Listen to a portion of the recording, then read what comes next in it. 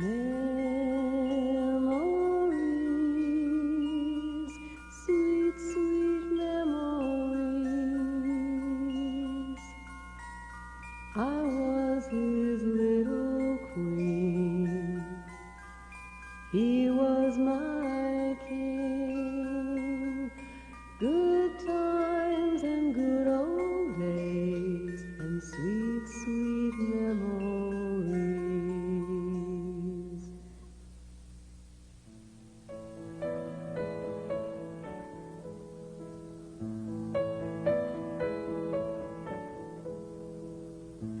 My father met Elvis in February of 1956 when he was working as a disc jockey at KRLD radio station in Dallas. Elvis had come to the station to promote some of his records, and they made an acquaintance and visited for a few minutes. Daddy reacquainted himself with Elvis a few months later here in Waco, Texas, in October of 1956 when Elvis played a concert at the Heart of Texas Coliseum. After the show, my dad was just so excited. He had seen Elvis's performance. He couldn't believe how great he was. And he went backstage to meet him. And he said, "Do you remember me? I'm the disc jockey that worked in Dallas, and you came up to promote your records." And lo and behold, Elvis had remembered him. And so they visited for a little while.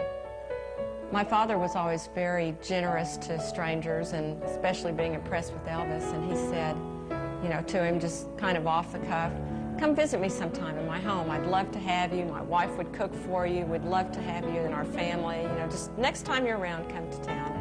We'd like to show you around." And it was just a standing offer. And after that, in 1958, when Elvis became stationed at Killeen, Texas, just a few miles from Waco, when he was in the Army, he did just that. He would come visit our family on the weekends and just show up unexpectedly. He would never call first. He would just drop in. And it was always very exciting for us. He would bring his friends, his entourage, his girlfriend at the time, Anita Wood, and they would just pull up in several cars in front of our home and pile in the house. And my mother, who, you know, would be running around in her robe and her house shoes or whatever, would suddenly run, go back and put a dress on and start cooking. And it was always very exciting. It was a lot of fun. There was never a dull moment at that time. Also at that time, the word got out that Elvis Presley was staying at our home sometime, and so our phone number was unlisted after that so that people couldn't call us at all hours of the day asking if Elvis was there. And we would just look out the window at times, and there would be teenagers standing across the street just staring at our house, or a big mob of teenagers would come up to our house demanding to see Elvis when they thought he was there. So we felt like we were on stage a lot of the time, and we also felt that we were there to protect Elvis and keep the elements away from him that made him so nervous at times, unless he wanted to go out and sign autographs, and then we would be right at his side. So it was a very exciting time in his early career. When Elvis would come visit and listen to the new records that my father had bought for him, he would sometimes fix on one record, and he would play it over and over and over to almost to the point of just saying, "Please turn it off, we've had enough," you know. And one of the records that he liked at the time was called "Happy Birthday Baby." And he sat down at our piano one day, at my piano, rephrase that, and played that song. And he and Anita and my father sang it, and they just had a ball. Elvis loved that song, and he played it over and over with my dad and Anita providing harmonies, and he would change up the song a little bit to make it sound different, and he loved to do that. And Daddy was able to actually get him on tape singing that, which is great, and we got home movies of him playing our piano, sitting in our living room at our house in Lasker.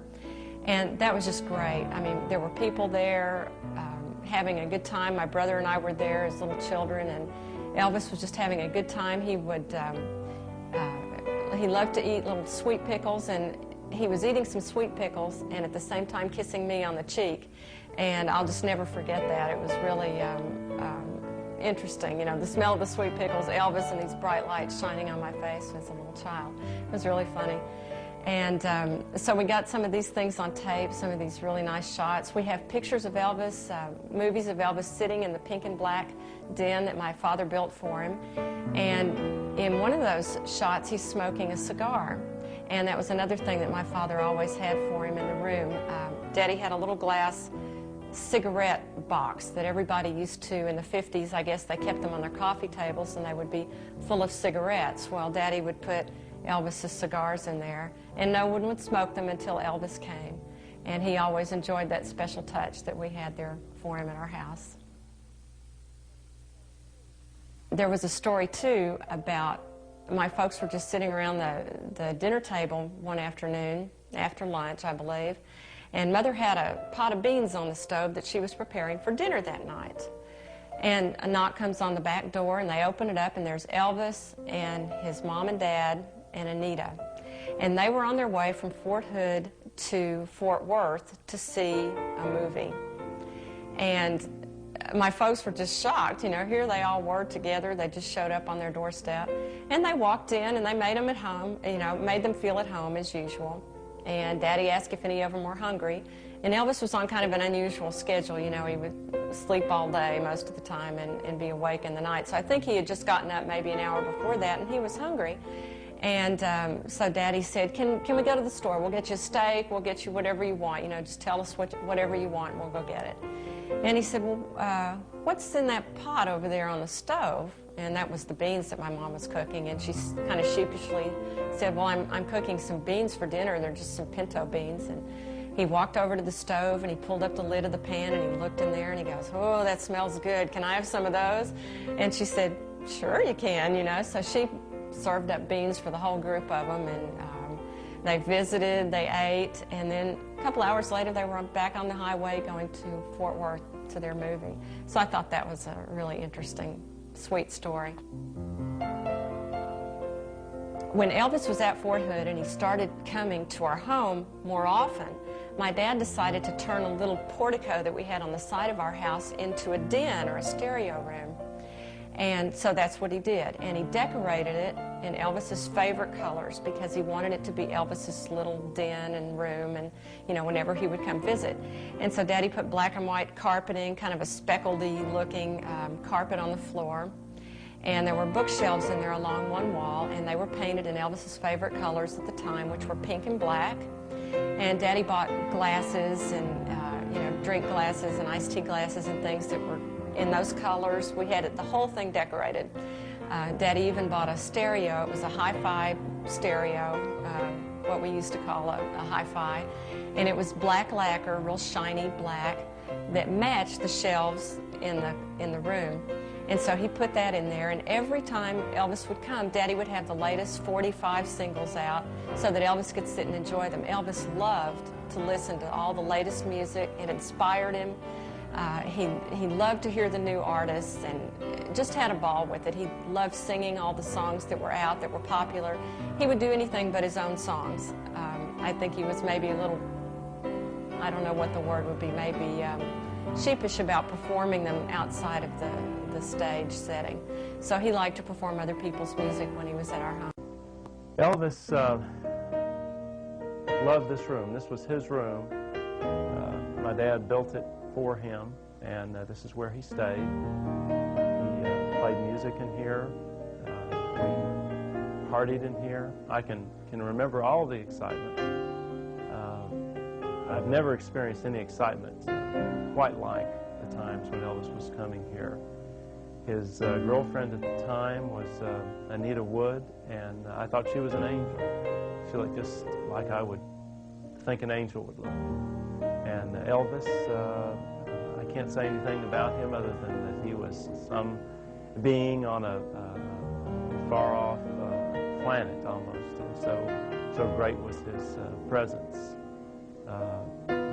his magic of being here. It was just a wonderful experience. I didn't fully comprehend it, of course, but it was a very special experience just being here with Elvis and friends and family. My father also bought a piano, which was actually my piano. It was bought for me. But after Elvis played it and Elvis touched it, it was really no longer my piano. After that, you know, I couldn't have the piano anymore. It became Elvis's piano. So I was a little mad about that. But I do have it now, so I guess all's fair. That ends fair. when Anita would come visit with Elvis, I was only 5 years old at the time, and she was so beautiful and so glamorous. She had the blonde hair. She would always wear the most beautiful, sexy clothes, and I was so enamored with her. And I would do anything to get Anita's attention. I liked Elvis, but Anita was really my idol. And I would do anything to get her attention, and I remember one day, I finally, after it seemed like hours to me of trying to persuade her to come outside and look at something, she finally came outside with me to our patio. And I really don't even remember now what I was showing her. Maybe it was a drawing on the sidewalk that I had made, or maybe I wanted her to teach me how to play hopscotch. I really don't recall. But I do recall that she did come outside and gave me her full attention while I talked to her and told her or showed her whatever it was I wanted to show her. And I was so impressed by that, and I always held Anita in just admiration because she was such a nice lady. I was 2 years old when Elvis was coming to our house here, where we sit here in Waco, Texas. This is the room that was built for Elvis. I can remember Elvis calling me Reddy Kilowatt. It's strange that after 39 years I can still remember that, but there was such an excitement in the air, such an energy level when Elvis would come to the house. That remembrance has never left me. I can almost recreate it to this day. Elvis was fascinated with my fascination with light bulbs and light in general, and hence the name Reddy Kilowatt. He referred to me always as Reddy Kilowatt. It was never Dana, always Reddy Kilowatt. When Elvis would visit our home, he would always come to the back door because he felt like he was one of the family. One Sunday afternoon, I can remember standing near a window at the back of our house, right behind our back door. My brother Dana and I had a little table there that we used to sit at and color pictures, and we would sit there for hours and draw and color and read. And I was sitting there one day, and I looked up out the window, and there came a huge black limousine or a Cadillac. I'm not sure exactly what it was, just a huge black car pulled up to the side of our house near our back door. And I ran screaming through the house. I just hopped up out of the chair and ran screaming, "Elvis is here, Elvis is here." And it was true. About 3 or 4 cars pulled up behind him, and a whole group of people came up and visited us for the rest of the day. But I will never forget that. And it was so funny because every Sunday afternoon after that, for several weeks, I would sit by that window and just look out the window to see if a black car pulled up. We never knew who Elvis was going to bring over to our home. Sometime it would be Army buddies with their girlfriends or their wives. It could be his entourage. It could be his family. It could be his cousins, just anyone. It was always a surprise. Daddy was able to get some of these people captured on film. Back then there was no narration to the movies. There was no sound. So years later, Daddy went back and narrated some of the films so that we do know now who some of the people were in the movies. In one shot, we've got Elvis visiting with Anita, and at that time he brought another couple with him, a man in an Army uniform and his wife or his girlfriend. And it was funny because Elvis felt self-conscious when Daddy would put the camera on him. Since he didn't have a script with lines that he'd learned to say, he was just being himself, and he would always feel a little self-conscious and maybe make a wisecrack or two, or, you know, get the camera off of me, sort of thing. So Daddy knew this, and to try to make Elvis more comfortable and to make his friends more comfortable, Daddy would put the camera on the other people in the room. And as a result, he actually got more footage of Elvis's friends than he did of Elvis. He didn't want the friends to feel left out, and he didn't want Elvis to feel uncomfortable. So being a true friend, he did what he thought was best. And even though he really wanted more footage of Elvis, he shot pictures of Elvis's friends. So we have a lot of that on our home movies too. And it was good that Daddy did have time to go back in later years and narrate some of this so that we would know a little bit more about what was going on. Gladys, Elvis's mother, when she would come visit with Elvis, would often go with my mother to the grocery store so that they could pick out Elvis's favorite foods. And one of his favorite foods was bacon. and he would eat a whole pound of bacon all by himself, but it couldn't be undercooked. It had to be burnt. And so that's the way Gladys showed my mother how to cook this bacon for Elvis, and that's the way Mother would serve it to him. And no one else would eat it. When Elvis's entourage was there, they had to have steaks and more exotic, expensive foods, but Elvis was very basic. He liked country cooking, cornbread, greens, beans, and bacon. He was happy. And, of course, peanut butter and banana sandwiches. He loved those. Daddy called my Uncle Louie and asked him if he could bring Elvis over, if Louie could get the family together, and if they could have a barbecue and a picnic out on their big patio that they had. And Louie was just beside himself. He was so excited. He called up the family. They got it set up for about a week later. And I'll never forget that party. It was just wonderful. Everyone had such a good time. They had music playing out on the patio. I don't know how they did it. They must have brought their stereo outside. And Elvis danced with all my cousins. He signed autographs. He just had a wonderful day. They made hamburgers, which was another one of his favorite foods, which he really enjoyed.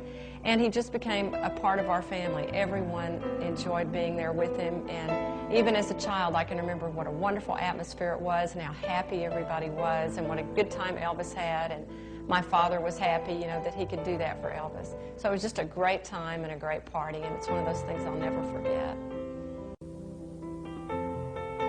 Elvis, as you know, was very close to his mother Gladys, and when she passed away, that was very devastating for him. And my father sent a telegram consoling him after her death.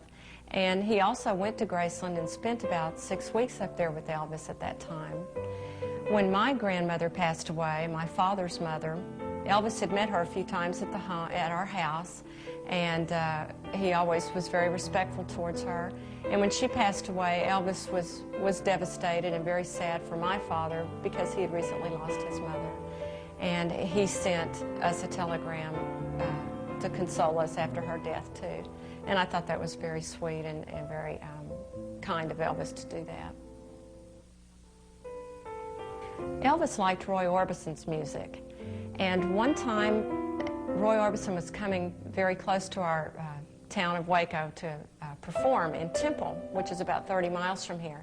And so my dad, knowing that Elvis thought Roy Orbison was really good, told my mom, we should go see this guy sing. It was in the very early days of Roy Orbison's career. So we loaded us all up, and we went to Temple, and we saw Roy Orbison's concert that he did there. And he was, of course, wonderful. And after the show, my father went up to him and introduced himself and told him he knew Elvis Presley. And so they talked for a little while. And Roy Orbison said, well, you know, Eddie, I was just getting ready to go eat. Why don't you and your family join us? And Roy, I think, was with his cousin and his father at the time. And so all of us went over to the Golden Dragon, I think was the name of it. It was a real famous Chinese restaurant there in Temple. And we went and ate together with Roy Orbison, and they talked about Elvis and show business and all the new music coming out. And that was a really nice memory, too. This is Elvis's star cap that he's wearing in photos that we have of him. He's also sitting in front of it in one of our home movies because the picture of him wearing the hat is right behind him. He bought these hats. I think he bought a few of them for his friends and entourage, and he bought these in Dallas. And this was Elvis's own hat that he gave to my father to keep. This is a copy of Elvis's personal appearance contract. It's dated October the 12th, 1956. This is a contract for a performance that Elvis did at Waco's Heart of Texas Coliseum, and this is where my father met Elvis. In the contract, it says that Elvis was paid $5,000 for his appearance, and the tickets for the show cost $1.50 to $2. The contract is signed by Colonel Parker at the very bottom. There you go.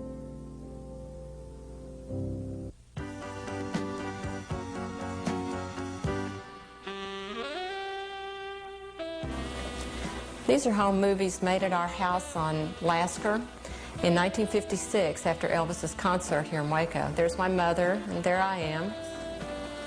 There's Elvis, of course. and my father.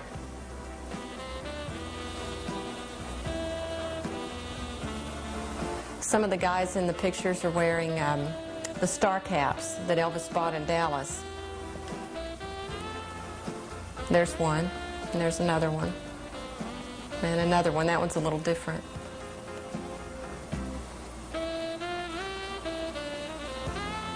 You can see Elvis's hair is longer. This was pre-Army days, so he was still performing with his long sideburns and long hair. My father handed me a ukulele and wanted me to act like Elvis, so that's what I'm trying to do here with the dance steps.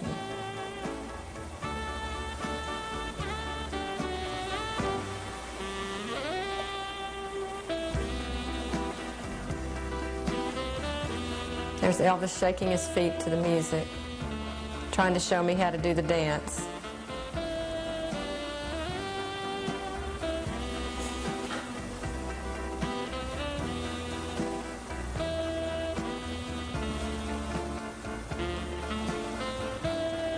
My mother wanted to take a picture of Elvis, and he gave her a grin that she didn't like, so she panned down to his feet and took a picture of his shoes instead.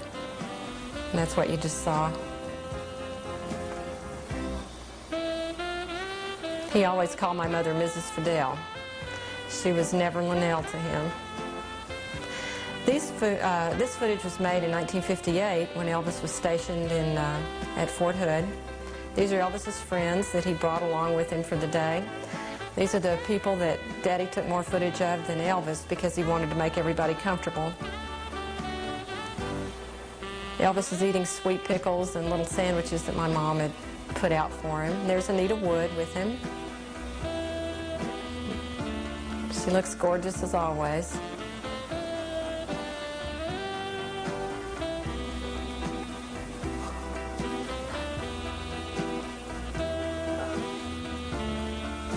There I am with Elvis giving me a big kiss with a mouthful of food and a pickle in one hand.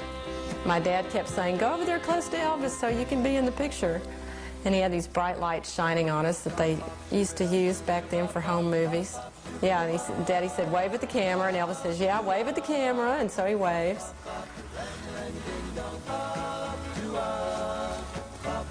Elvis had cut his finger on maneuvers, I think, that day, so his finger's all bandaged up. And he's feeling a little self-conscious with the camera on him, I think. There's my brother Dana, who Elvis called Reddy Kilowatt because Dana liked to play with light bulbs. Every time Elvis would come over, Dana would be walking around with a light bulb in his hand. And he always thought that was funny because Reddy Kilowatt would walk around, I think, with a lit light bulb in his hand because he was Mr. Electricity.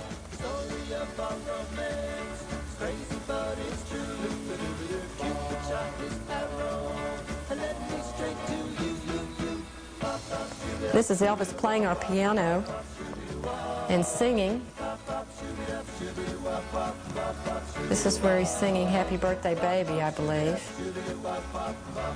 And we've got that on audio tape. There's Elvis sitting in front of the photograph with the star hat on. And Anita. This was the pink and black den that Daddy had made for him. And Elvis is smoking one of his cigars.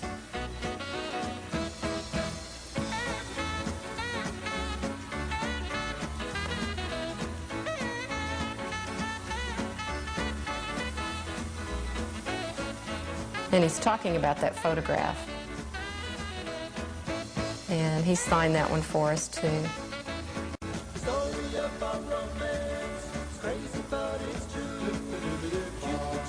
I don't think I need to narrate that.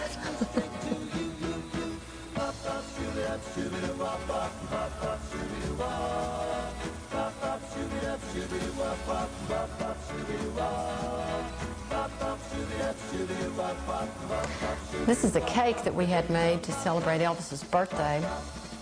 It had Elvis on there with his guitar, and there was a hound dog down there.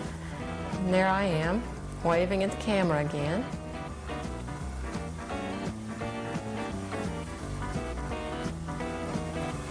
This cake was so pretty, I'll never forget it. It had musical notes around the sides of it, and some of the lyrics to, or the names of some of Elvis's songs written on there.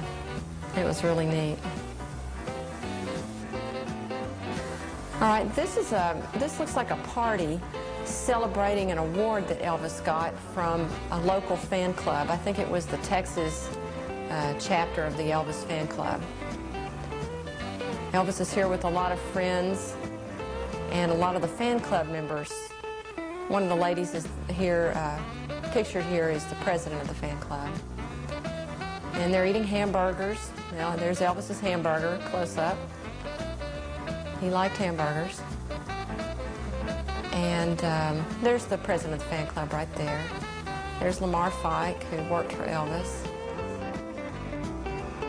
And Elvis has received an award this night, and he holds it up in a little while and shows it off. I think he's pretty proud of it. There it is. There you go.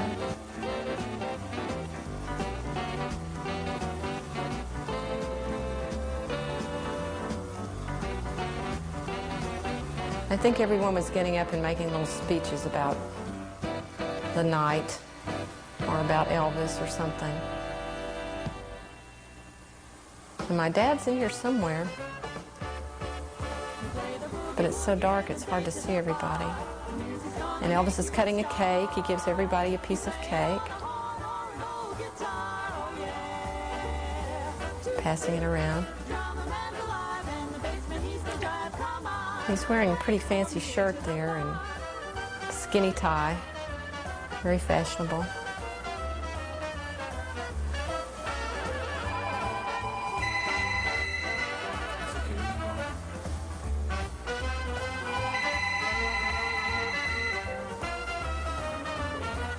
Peter must not be in there. I don't know a lot about this one, but we can play it and when I think of something.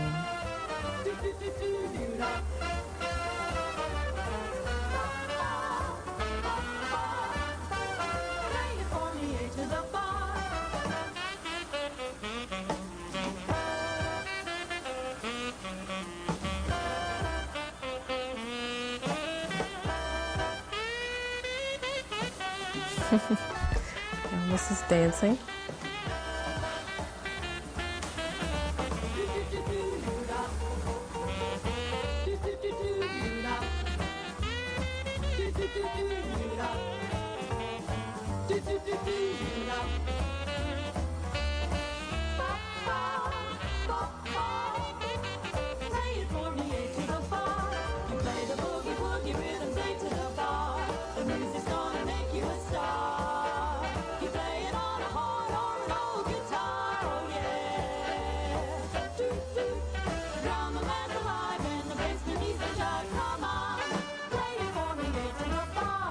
Here's Elvis dancing with the president of his fan club and giving her a big kiss. If you'll notice, she looks at the camera and they take a picture of them together. Elvis liked to make everybody happy. He was a really nice guy, and he liked to pose with his fans for the pictures, and they liked it too. I'm sure they're still talking about it. They all get a kiss and a photograph.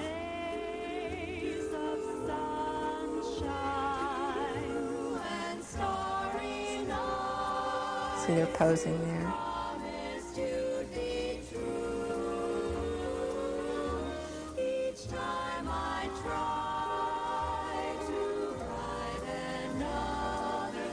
Does he have on white shoes? Yeah.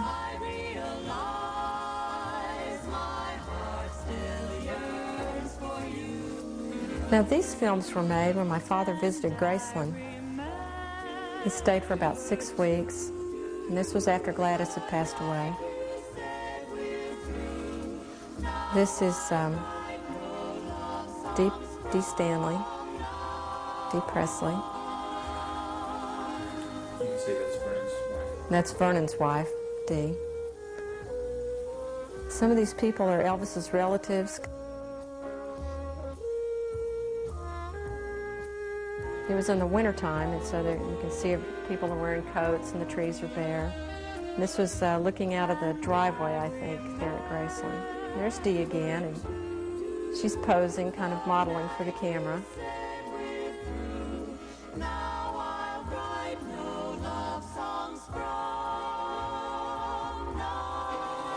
And here's Elvis. He had just gotten up, and I believe he was in a bit of a mood. He wasn't real happy, but he wanted to take a drive and look at the progress on this piece of land that he had donated for a youth recreation center. So he was telling everybody about it, and they drove probably for about an hour. And they get to the place where this recreation center is supposed to be, and the sign's fallen over. And Elvis just thought that was hysterically funny, that he had built this place up, you know, here was going to be this youth center, and he had given the money for it, and they get there and the sign's not even standing. And he just thought that was hysterical. So he and his guys got out there and they tried to lift it and they couldn't. It fell back down, and that was even funnier. And then some other guys came along and helped him, and I don't know if they ever got it to stand that day or not, but that really brightened his mood. He thought that was pretty funny. And here they are in the car going back, and there's Anita.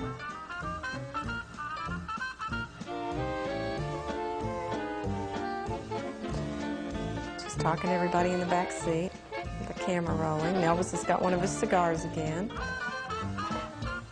And there's my dad. They were playing around with the camera that day. Everybody walk out of the house and wave so that they could be on the film. There's my dad again. He said they were all just acting goofy for the camera.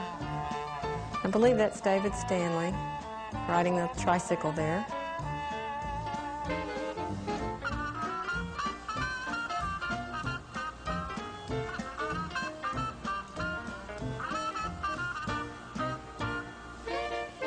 This fellow worked for Elvis. I forget who he is, but if you can see, he's got a big EP.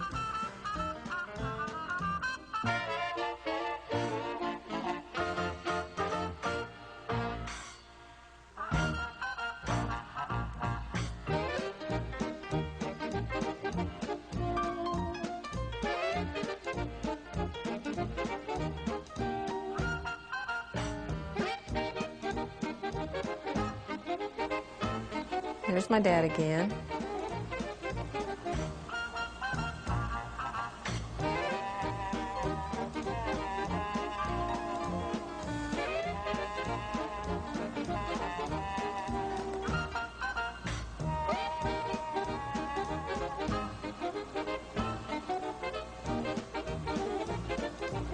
Gonna hop into the convertible there.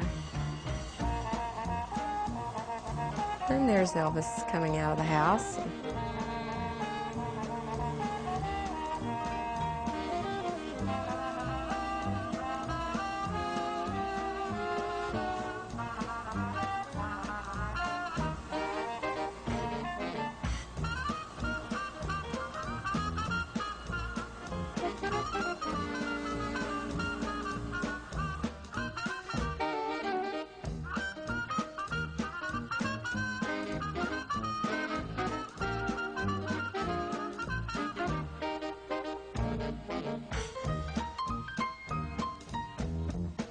Here's some of Elvis's karate films.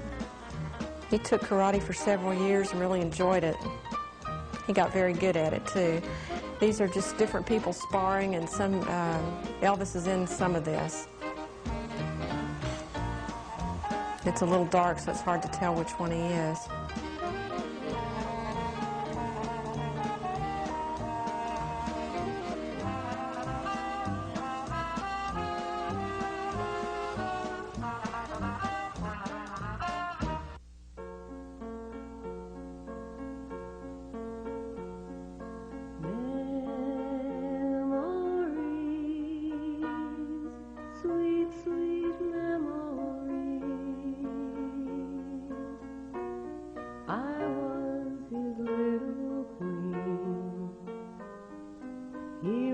My king, good times and good old days and sweet, sweet memories.